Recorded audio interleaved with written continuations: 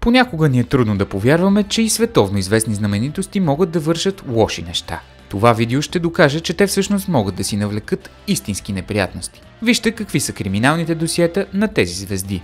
Уил Смит – физическо нападение и съучастие в престъпление. И печелившият е Уил Смит. Забавният и наперен актьор е обвинен в тежка форма на физическа саморазправа, след като един от хората, замесени в разправата, остава почти сляп.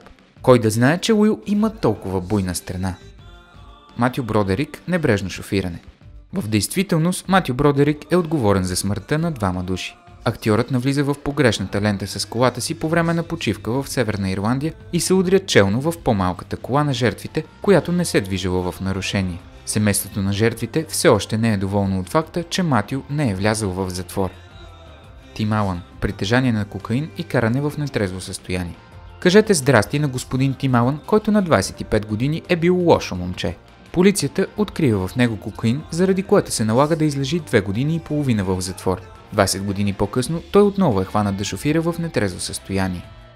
Марк Уолбърг – опит за убийство. Ето това е шокиращо. На 16 години Марк Уолбърг е обвинен в опит за убийство. Той напада двама виетнамци с тик и почти ослепява единия от тях. За провинението излежава 45 дни в затвора. Ник Пикърт – шофиране в нетрезво състояние. Ник Пикърт, актьорът от Холиоукс, е арестуван през 2012 година за шофиране под въздействието на алкохол. За щастие, нищо лошо не се е случило. Кийфър Съдърланд – отново шофиране в нетрезво състояние. Кийфър Съдърланд определено няма спирачки. 4 пъти е арестуван с едно и също обвинение. Последния път е през 2007, когато лежи 48 дни в затвора. Така и не се научиха. Матю Макхонахи – притежание на наркотици.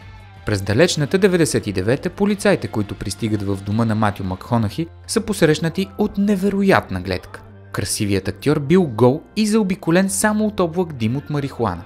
Полицаите откриват марихуана и бонг. Все пак, актьорът се разминава леко и плаща само $50 глоба. Стефани Прат – притежание на наркотици и кражба от магазин. Вярвате или не, Стефани Прат е заловена да краде дрехи на стойност $1300, а когато полицаите претърсват чантата й, откриват марихуана и хероин. Звездата едва се разминава с затвора. Чейз Крауфорд – притежание на наркотици. Какво им става на холивудските звезди? Чейз Крауфорд е обвинен в притежание на наркотици, след като при проверка полицията открива в него джойнт марихуана. Резултатът е година пробация. Уди Харелсън – непристойно поведение и оказване на съпротива при арест. След всичко, което споменахме досега, обвинението на Уди Харелсън изглежда като детска игра. Уди просто е танцувал по средата на улицата. Ако класацията ви е харесала, дайте по един лайк.